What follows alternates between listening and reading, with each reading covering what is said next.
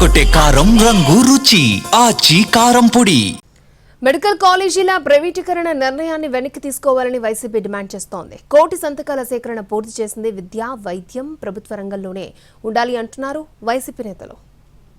దీని తాలూకు ఇన్వెస్ట్మెంట్ ఏదైతే ఈ 17 మెడికల్ కాలేజీకి పెట్టవలసిన ఆర్థికంగా ఆ రోజు డిపిఆర్లు మేము శాంక్షన్ చేసింది ఒక్కొక్క కళాశాలకు 500 కోట్లు, సుమారు 8,500 కోట్లు. దానికి సంబంధించి అప్పటికే 1,800 కోట్ల వరకు దానికి వచ్చి మేము ఖర్చు చేస్తాం. ఇంకా మిగతా డబ్బుకి వచ్చి దాని ఫైనాన్స్ ఇన్స్టిట్యూషన్స్ తో నాబార్డుతోని మిగతా సంస్థలతోని దాన్ని ట్యాప్ చేస్తాం ఏ విధమైన ఇబ్బంది లేకుండా.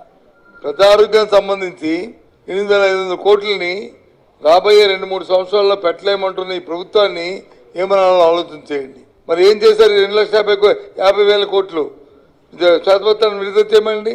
ప్రభుత్వ రంగంలోనే వైద్య కళాశాలలు, వైద్యాలయాలు ఉండాలి అని ప్రజలు భావిస్తున్నారనే విషయాన్ని గవర్నర్కు మేము సబ్మిట్ చేసిన తర్వాత ఈ ప్రభుత్వం తెలుసుకొని మీరు మార్చుకోకపోతే అనుభవిస్తారని కూడా ఈ సందర్భంగా నేను చెప్పదలుచుకున్నాను.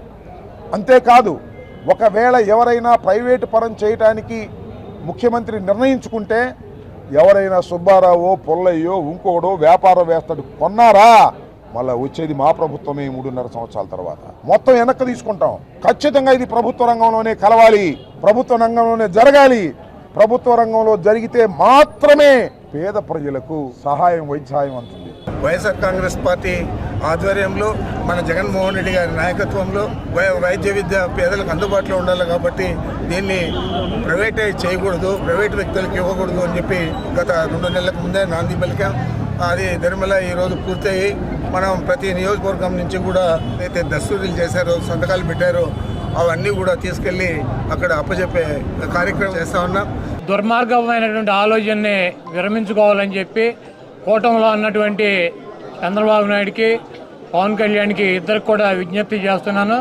తప్పకుండా పేద ప్రజల కోసం ఏదైతే కాలేజీలని జగన్మోహన్ రెడ్డి గారు ప్రారంభించారో వాటిని పేద ప్రజలకే అందేటట్టు ప్రభుత్వమే ఆ కాలేజీలని నడిపేటట్టు చర్యలు తీసుకోవాలని చెప్పి ప్రభుత్వాన్ని కోరుతున్నాను. అదేవిధంగా జగన్మోహన్ రెడ్డి గారి కోటి సంతకాలు సేకరించి ఆయనకి పంపిస్తాము.